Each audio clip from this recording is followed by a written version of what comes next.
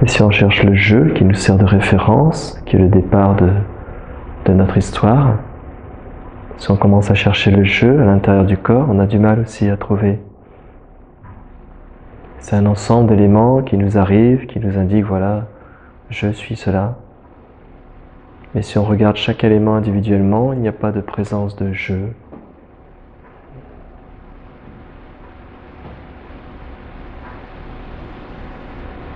Donc l'investigation ici, c'est toujours dans cet espace de conscience, dans cet espace intérieur-extérieur. Ici, on est directement sur la nature de l'esprit. C'est pas quelque chose d'ésotérique, c'est pas quelque chose de compliqué, c'est être simplement ici avec ce qui est.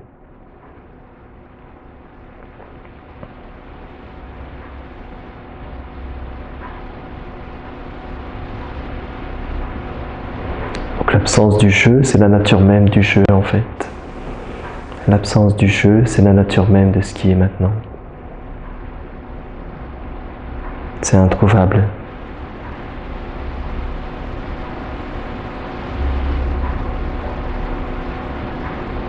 Donc on peut développer la conscience de cela. Pas imaginer, pas s'en aller dans des croyances, mais juste prendre conscience.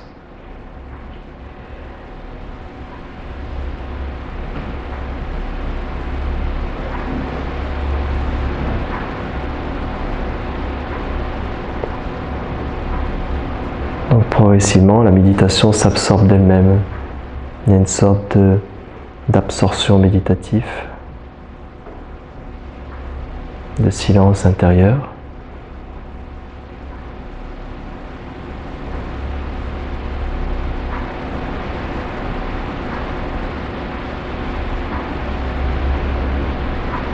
Donc on peut dire que malgré tout on existe maintenant, mais on n'existe pas comme on le pense d'habitude. C'est pas une existence dans la pensée et dans la mémoire.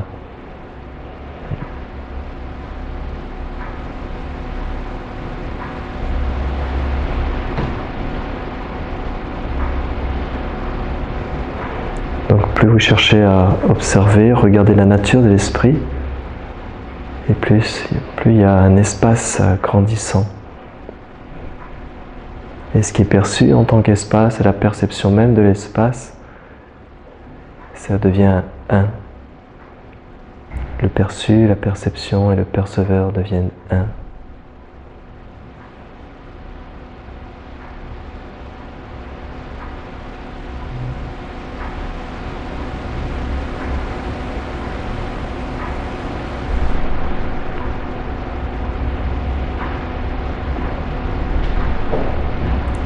La conscience elle-même n'est pas non plus localisable. On ne peut pas la nommer, on peut dire la conscience. Mais ce n'est pas quelque chose qui est localisable, ce n'est pas un objet non plus. Ce n'est pas attaché à un jeu.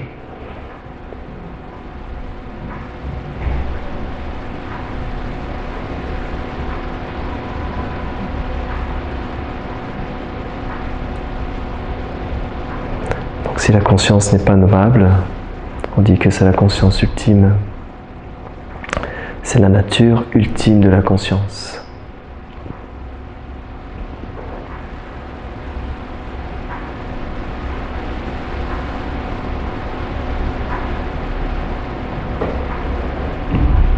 Elle est introuvable aussi, et pourtant on peut dire maintenant je suis conscient. Je suis conscient, mais le je n'est pas trouvable, la conscience n'est pas trouvable. L'espace est perçu, mais il est divisible à l'infini.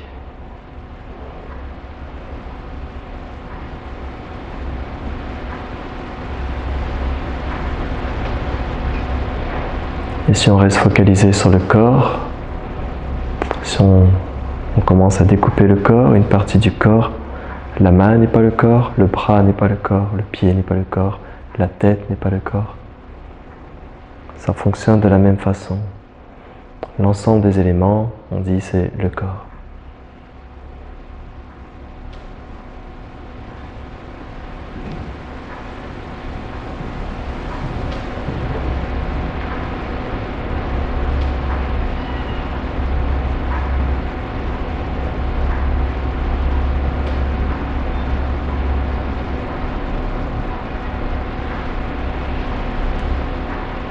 un ensemble de parties forment le corps, mais les parties ne sont pas le corps.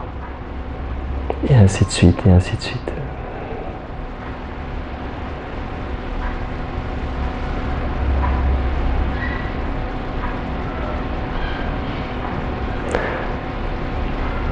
Donc objectivement, dans la méditation, il y a une absence aussi du corps,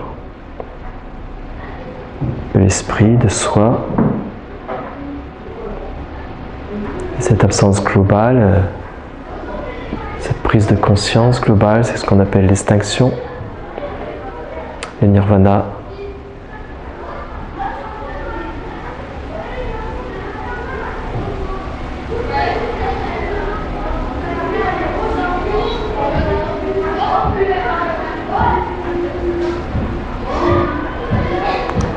Mais la personne ne peut pas obtenir le nirvana ou l'extinction. La personne ne peut pas s'éteindre d'elle-même, puisque fondamentalement, il n'y a pas de je.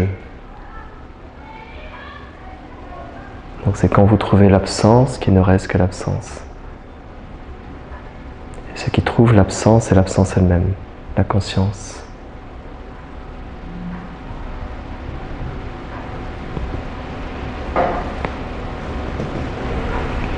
Donc on peut dire que l'esprit et le jeu existent, mais simplement comme une simple dénomination. Le corps existe, mais simplement comme une simple dénomination. Il n'y a pas à remettre en cause la dénomination, le corps. Mais c'est voir ce qui est avant, ce qu'on peut nommer avant le nom de corps, d'esprit, de jeu.